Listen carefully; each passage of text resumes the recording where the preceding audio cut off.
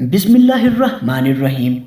جناب محمد صلی اللہ علیہ وآلہ وسلم نے اس دنیا میں جب آنکھ کھولی تو ان کے والد حضرت عبداللہ اس جہان سے رخصت ہو چکے تھے۔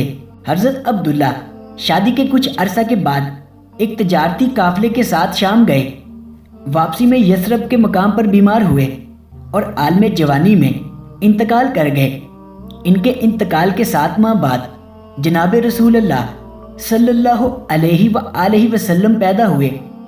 12 ربیع الاول بروز پیر بمطابق 20 اپریل 571 عیسوی میں حضور پاک صلی اللہ علیہ وآلہ وسلم کی ولادت بسعادت ہوئی۔ 9 ربیع الاول بروز پیر 20 اپریل 571 عیسوی بھی حضور پاک صلی اللہ علیہ وآلہ وسلم کی تاریخ پیدائش روایت کی گئی ہے۔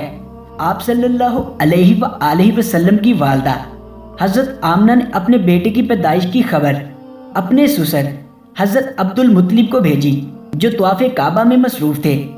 حضرت عبد المطلب گھر آئے اور حضور نبی پاک صلی اللہ علیہ وآلہ وسلم کو خانہ کعبہ میں لے آئے اور اللہ تعالیٰ سے ہر قسم کے فتنہ و شر سے محفوظ رکھنے کی دعا کی۔ حضرت عبد المطلب نے آپ کا نام محمد رکھا۔ جب آپ صلی اللہ علیہ وآلہ وسلم دنیا میں آئے تو سرزمین عرب سرسبز و شاداب ہو گئی، درخت پھلوں سے جھک گئے، مکہ میں خوشحالی آ گئی۔ اسی سال اصحاب فیل کا واقعہ پیش آیا تھا، جب ابرہہ اور اس کے ساتھ 60,000 فوج اور ہاتھی سنگریزوں کی بارش سے کھائے ہوئے بھوس میں تبدیل ہو گئے۔ ولادت کے وقت زلزلہ آیا اور کسریٰ شہنشاہ فارس کے محل کے 14 کنگرے گر پڑے۔ فارس کے مجوسیوں کی 1000 سال سے لگائی ہوئی آگ بجھ گئی۔ حضور نبی پاک صلی اللہ علیہ وآلہ وسلم نے 3 دن تک اپنی ماں کا دودھ پیا، پھر صوبیہ کا دودھ پیا۔ 2 سال پہلے صوبیہ نے آن حضرت صلی اللہ علیہ وآلہ وسلم کے چچا حضرت حمزہ رضی اللہ عنہ کو بھی دودھ پلایا تھا، اور یہ وہ خوش قسمت خاتون تھیں جنہوں نے حضور نبی پاک صلی اللہ علیہ وآلہ وسلم کی پیدائش کی خبر ابو لہب کو سنائی تو ابو لہب نے انہیں آزاد کر دیا۔ عربوں میں یہ رواج تھا کہ پرورش کے لیے کمسن بچوں کو دیہات میں بھیج دیتے تھے۔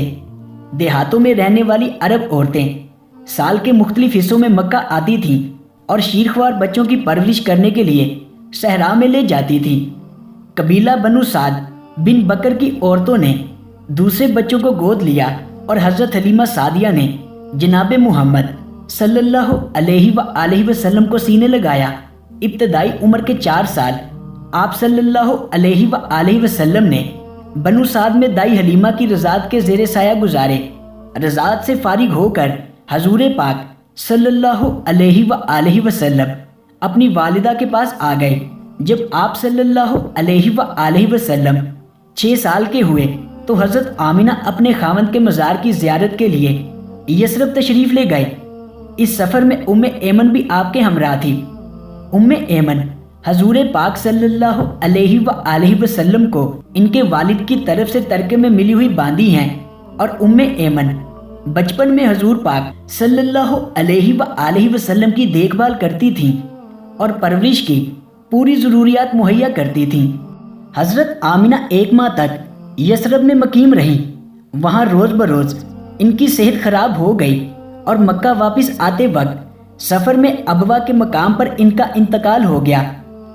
ایمن آپ صلی اللہ علیہ وآلہ وسلم کو مکہ مکرمہ لائیں اور ان کے دادا حضرت عبد المطلب کے سپرد کر دیا۔ 2 سال بھی نہ گزرے تھے کہ آپ علیہ السلام کے دادا حضرت عبد المطلب کا بھی انتقال ہو گیا۔ دادا مرتے وقت اپنے 8 سالہ یتیم پوتے کو اپنے بیٹے ابو طالب کے حوالے کر گئے، اور متوسط حال ابو طالب کی سرپرستی میں محمد پاک صلی اللہ علیہ وآلہ وسلم کی زندگی کا نیا دور شروع ہوا۔ 8 سال کی عمر میں جبکہ بچے دنیا کی اونچ نیچ سے بے خبر کھیل کود میں مگن ہوتے ہیں، جناب محمد صلی اللہ علیہ وآلہ وسلم دن بھر بکریوں کی رکھوالی کرتے، جنگل میں انہیں چرانے لے جاتے، دوپہر کے کھانے میں جھڑ بیری کے بیر کھا کر پیٹ بھرتے اور اونٹوں کی مہار پکڑتے اور گھر کے چھوٹے بڑے کام کرتے۔ جناب محمد صلی اللہ علیہ وآلہ وسلم نے اپنے چچا کا ہاتھ بٹانے کے لیے اور چچا کے کندھوں سے اپنا بوجھ ہٹانے کے لیے مذکورہ بالا مصروفیت تلاش کر لی۔ اگرچہ ابو طالب نے بھتیجے اور اپنے بچوں کے درمیان فرق نہ کیا اور دونوں میاں بیوی نے حقیقی بیٹے کی طرح ان کی پرورش کی۔ نبی پاک صلی اللہ علیہ وآلہ وسلم 8 سال کی عمر میں ہر صبح شہر سے باہر نکل جاتے اور شام گئے تک اکیلے صحرا میں رہتے۔ اکثر اوقات لامحدود آسمان اور لامتناہی افق پر نظر جمائے رکھتے اور سورج ڈھلنے سے پہلے مویشیوں کو لے کر واپس آبادی میں لوٹ آتے۔ پیغمبر اسلام صلی اللہ علیہ وآلہ وسلم کے چچا ابو طالب ایک تاجر تھے اور وہ جناب محمد صلی اللہ علیہ وآلہ وسلم کو 12 سال کی عمر میں شام لے گئے۔ شام کے شہر بصرہ کے نزدیک ان کا کارواں ٹھہرا۔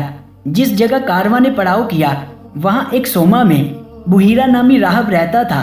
سریانی زبان میں بحیرہ کے معنی بزرگ اور دانشور کے ہیں۔ بحیرہ نے اس دن تک اپنے سوما سے کبھی قدم باہر نہیں نکالا تھا اور نہ کسی کارواں کے مسافر سے گفتگو کی تھی۔ عربوں کا یہ تجارتی قافلہ جب سوما کے قریب فروکش ہوا تو بحیرہ نے دیکھا کہ جس درخت کے نیچے قافلے والے ٹھہرے ہیں اس کی ٹہنیاں خود بخود جھک گئی۔ اس نے دیکھا کہ ایک 12 سالہ لڑکا قافلے میں شامل ہے جس پر ایک بادل کا ٹکڑا سایہ کیے ہوئے ہے۔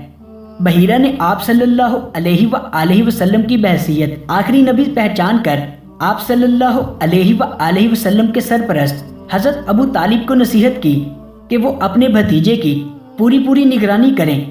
ابو طالب نے کہا کہ آپ کیسے کہہ سکتے ہیں کہ یہ بچہ وہی ہے جس کا تذکرہ الہامی کتابوں میں ہے؟ بحیرہ نے جواب دیا، تم لوگ جب گھاٹی کے اس جانب نمودار ہوئے تو کوئی بھی درخت یا پتھر ایسا نہیں تھا جو سجدہ کے لیے جھک نہ گیا ہو۔ تو پیارے دوستو، اسی کے ساتھ ویڈیو کو تمام کرتے ہیں، تو ملتے ہیں آپ سے ویڈیو کے اگلے پارٹ میں۔ اسی کے ساتھ اپنے میزبان اذان علی کو اجازت دیجیے۔ دعاؤں میں یاد رکھیے گا۔ اللہ نگہبان۔